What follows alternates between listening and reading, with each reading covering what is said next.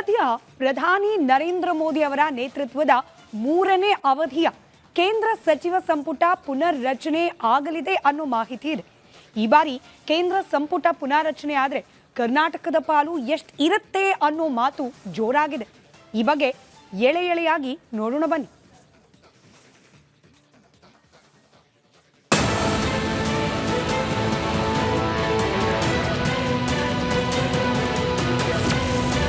ಮೋದಿ ಸಂಪುಟ ಪುನರ್ರಚನೆ ಆಗುತ್ತಾ? ಕೇಂದ್ರದಲ್ಲಿ ಯಾರಿಗೆಲ್ಲ ಸ್ಥಾನ, ಯಾರಿಗೆ ಕೋಕ್? ಪ್ರಧಾನಿ ನರೇಂದ್ರ ಮೋದಿ ಕ್ಯಾಬಿನೆಟ್ ಪುನರ್ರಚನೆ ಹತ್ತಿರವಾಗ್ತಾ ಇದೆಯಾ ಅನ್ನೋ ಮಾತುಗಳು ಕೇಳಿಬರ್ತಿವೆ.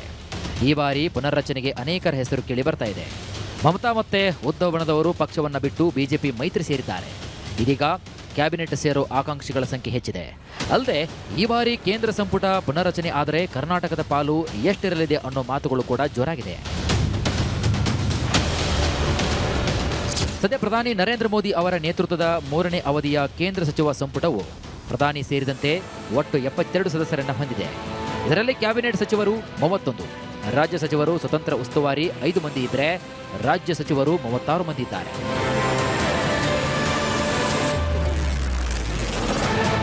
ಸಂವಿಧಾನದ ಪ್ರಕಾರ ಕೇಂದ್ರ ಸಚಿವರ ಒಟ್ಟು ಸಂಖ್ಯೆಯು ಲೋಕಸಭೆಯ ಒಟ್ಟು ಸದಸ್ಯರ ಸಂಖ್ಯೆಯ ಶೇಕಡ 15ಕ್ಕಿಂತ ಹೆಚ್ಚಿರಬಾರದು. ಅಂದರೆ 543 ಸಂಸದರಲ್ಲಿ 82 ಮಂದಿಯ ಕ್ಯಾಬಿನೆಟ್ ಗಾತ್ರ ಇರಬಹುದು. ಅದಕ್ಕೂ ಮೀರಿ ಇರುವಂತಿಲ್ಲ.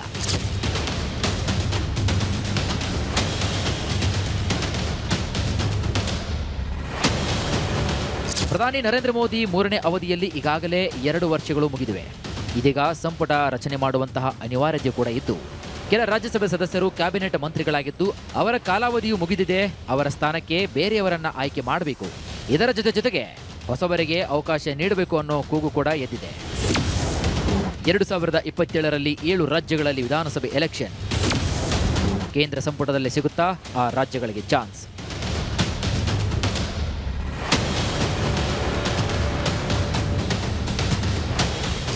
ಎಸ್, ಮುಂದಿನ ವರ್ಷ ಅಂದರೆ 2027ರಲ್ಲಿ ಬರೋಬ್ಬರಿ 7 ರಾಜ್ಯಗಳಲ್ಲಿ ಚುನಾವಣೆ ನಡೆಯಲಿದೆ. ಅವುಗಳು ಯಾವುವು ಅಂದರೆ, ಮುಂದಿನ ವರ್ಷ 7 ರಾಜ್ಯಗಳಲ್ಲಿ ಎಲೆಕ್ಷನ್: ಉತ್ತರ ಪ್ರದೇಶ, ಪಂಜಾಬ್, ಉತ್ತರಾಖಂಡ್, ಗೋವಾ, ಮಣಿಪುರ, ಗುಜರಾತ್, ಹಿಮಾಚಲ ಪ್ರದೇಶ. ಈ 7 ರಾಜ್ಯಗಳ ವಿಧಾನಸಭೆಗಳಿಗೆ ಚುನಾವಣೆಗಳು ಮುಂದಿನ ವರ್ಷ ನಡೆಯಲಿವೆ. ಆದರೆ ಎಲೆಕ್ಷನ್ಗೂ ಮುನ್ನವೇ ಕೇಂದ್ರ ಸಂಪುಟ ರಚನೆ ಆದರೆ ಈ ರಾಜ್ಯಗಳ ಸಂಸದರಿಗೆ ಲಾಟರಿ ಗ್ಯಾರಂಟಿ. ಯಾಕಂದ್ರೆ ಈ ರಾಜ್ಯಗಳಿಗೆ ಪ್ರಾತಿನಿಧ್ಯ ನೀಡಿದರೆ ಮುಂದೆ ಚುನಾವಣೆಯಲ್ಲಿ ಗೆಲ್ಲೋ ಚಾನ್ಸ್ ಕೂಡ ಹೆಚ್ಚಾಗಲಿದೆ. ಕೇಂದ್ರ ಸಂಪುಟದಲ್ಲಿ ಕರ್ನಾಟಕದ ಪ್ರಾತಿನಿಧ್ಯ ಎಷ್ಟು? ಶೋಭಾ ಸೋಮಣ್ಣ, ಮಂಜುನಾಥ್ಗೆ ಸಿಗುತ್ತಾ ಅವಕಾಶ? ಇನ್ನು ಈ ಬಾರಿ ಕೇಂದ್ರ ಕ್ಯಾಬಿನೆಟ್ ರೀಶಫಲ್ ಆದರೆ ಕರ್ನಾಟಕದ ಪಾಲೆಷ್ಟು ಅನ್ನೋದೇ ದೊಡ್ಡ ಪ್ರಶ್ನೆ. ಈಗಾಗಲೇ ಕ್ಯಾಬಿನೆಟ್ ಮಂತ್ರಿಯಾಗಿ ಜೋಶಿ ಹಾಗೂ ಎಚ್ ಡಿ ಕುಮಾರಸ್ವಾಮಿ ಇದ್ದಾರೆ. ಆದರೆ ಈ ಬಾರಿ ಶೋಭಾ ಕರಂದ್ಲಾಜೆ, ಸೋಮಣ್ಣ, ಸಿಎನ್ ಮಂಜುನಾಥ್, ತೇಜಸ್ವಿ ಸೂರ್ಯ, ಪಿಸಿ ಮೋಹನ್ ಕೂಡ ಸಾಲಲ್ಲಿದ್ದಾರೆ. ಇದರಲ್ಲಿ ಯಾರಿಗೆ ಕ್ಯಾಬಿನೆಟ್ ದರ್ಜೆ, ಯಾರಿಗೆ ರಾಜ್ಯ ಸಚಿವರ ದರ್ಜೆ ಸಿಗಲಿದೆ ಅನ್ನೋದು ಕಾದು ನೋಡಬೇಕು.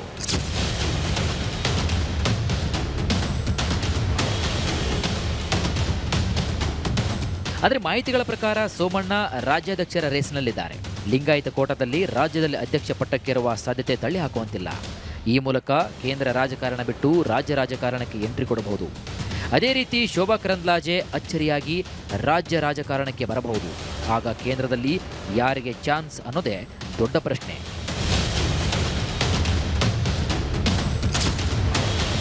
ಇದೆಲ್ಲ ನೋಡ್ತಾ ಇದ್ರೆ ಕೇಂದ್ರ ಕ್ಯಾಬಿನೆಟ್ ರೀಶಫಲ್ ಆದರೆ ಅಚ್ಚರಿ ಹೆಸರುಗಳು ಬರಲಿವೆ. ಅದರಲ್ಲಿ ಹೊಸ ಮುಖಗಳಾಗಿ ಸಿಎನ್ ಮಂಜುನಾಥ್, 2 ಬಾರಿ ಗೆದ್ದ ತೇಜಸ್ವಿ ಸೂರ್ಯಗೆ ಕೇಂದ್ರ ಮಂತ್ರಿಗಿರಿ ಸಾಧ್ಯತೆ ಕೂಡ ಹೆಚ್ಚಿವೆ.